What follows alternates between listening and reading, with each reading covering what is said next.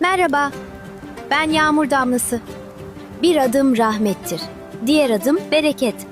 Size kendimi ve Rahman olan Allah'ı anlatacağım. Ben Allah'ın tertemiz hediyesiyim. Ne bitkilerin bana olan ihtiyaçlarını bilirim, ne hayvanların, ne de insanların. Yönü nereye çevrilirse oraya giden bir su damlasıyım işte. Rahman olan yaratıcımız, sevgisiyle kuşattığı gibi rahmetiyle de sarıvermiştir bütün yarattıklarını. Annelerin kalbindeki merhamet duygusu, yavrulara Rahman olan Allah'ın bir armağanıdır. Ben rahmetin en büyük göstergelerinden biriyim. Yağdırılmasaydım büyür müydü çiçekler, kuşlar kanar mıydı suya?